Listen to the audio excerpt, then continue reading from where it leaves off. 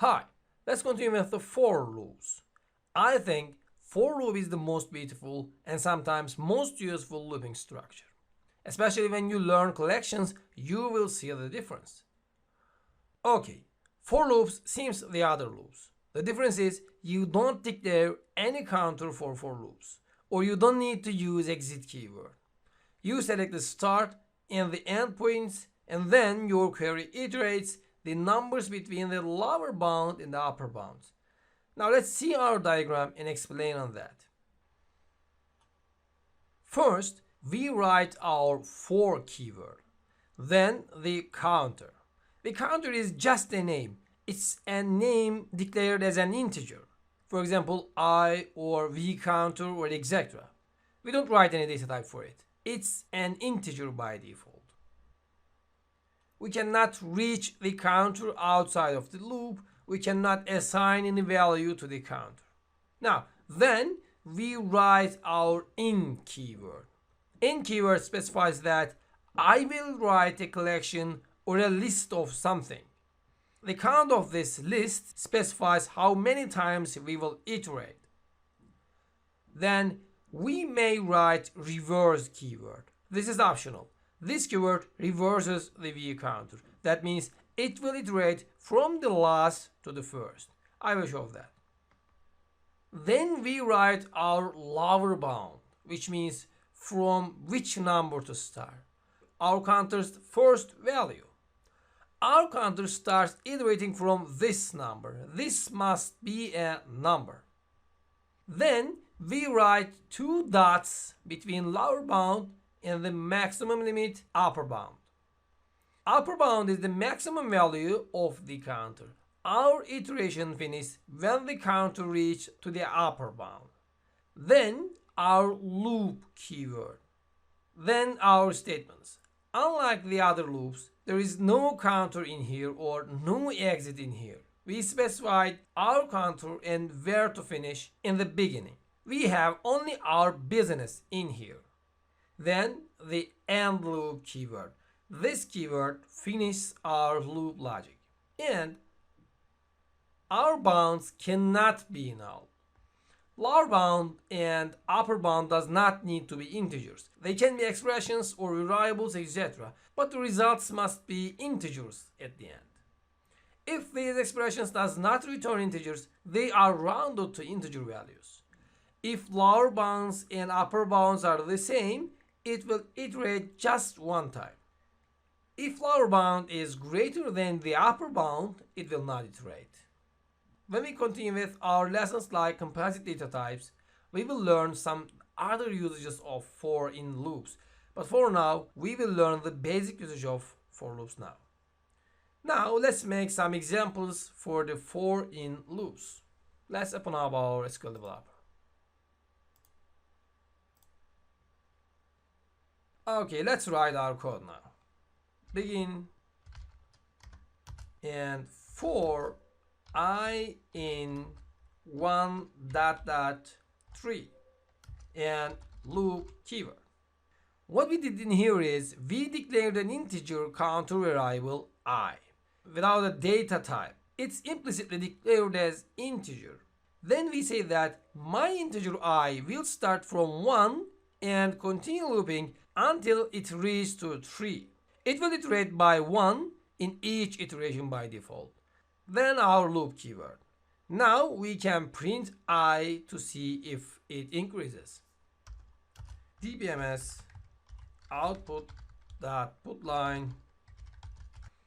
Let's say my counter is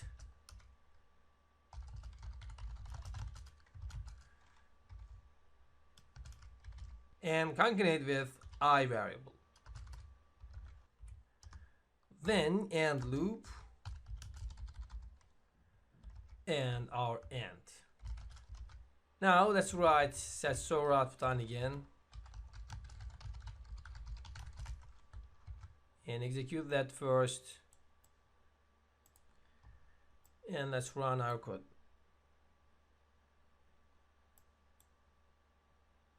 Okay, great. For loop is pretty good. You cannot stuck into an infinite loop with for loops. Now, let's update our number 1 to 3 to 3 to 3 now.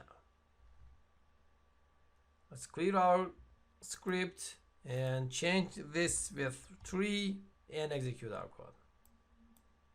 As we can see, it iterated for 1 time, and since the first value of I is 3, it printed I as 3. Then stopped the iteration. Now, let's update our lower bound to a greater value than the upper bound. For example, 5 to 3.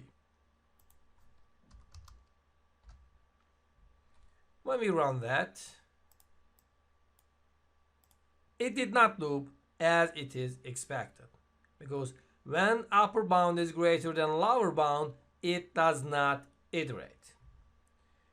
We said that we have another keyword named reverse to reverse our iteration. Let's change our bounds to 1 to 3 again. And then write a reverse before the lower bound.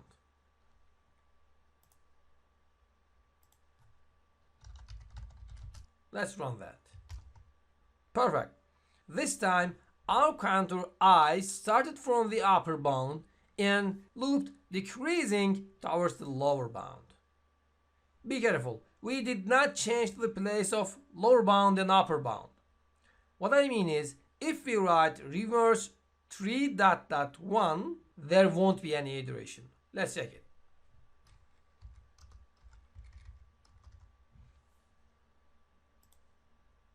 As we can see, it did not loop. So left side must be smaller than the right side anyway. If you want to loop back, you just use reverse keyword. Now, that's enough for the for loops. Let's turn back to our slide now. Alright, we have seen 3 types of loops up to now. So which one should we use? Of course, we can use any of them.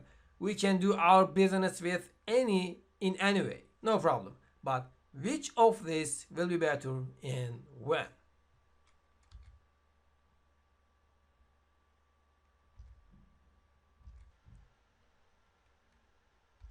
Now, if you use basic loops, it will iterate at least 1 time, and the statements before the exit statement will be executed. I recommend you to use basic loops that must iterate at least 1 time. In some other languages, we know this as do-while loops. Maybe some of you know that. But be careful not to stuck into an infinite loop. This loop is good, but a bit dangerous. You have to handle finish conditions well. So when to use while loops then? While loops iterates until the condition returns false. That means you may not know when it will finish iterating. I mean, after how many iterations? Actually, basic loops and while loops resemble to each other. So what is the difference? The difference is basic loop iterates at least 1 time, but while loop may not. If the condition is false in the first check, it directly goes to the end of the loop and finishes it. Generally, we check the condition in exit when in basic loops, and this is done in the last most of the times. But while loops does that in the beginning of the statement. So I recommend you to use while loops if you use a condition that returns true or false. You know where to use for loops more clearly. If you exactly know where to start or where to finish, you use for loops. Unlike the other loops, for loops does not have the risk of infinite loops, so it's safer. Besides, you can use collections with for loops. I will show later, but with for loops, you can loop through an array without knowing the size of it. You will see that in collections lesson.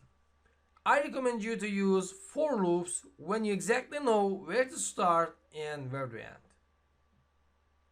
Most of the times you can use any of the loops to do your job, but I tried to explain which to select in different cases. Just be careful about the infinite loops in basic and while loops. So this is the end of for loops lesson. See you in the next lessons.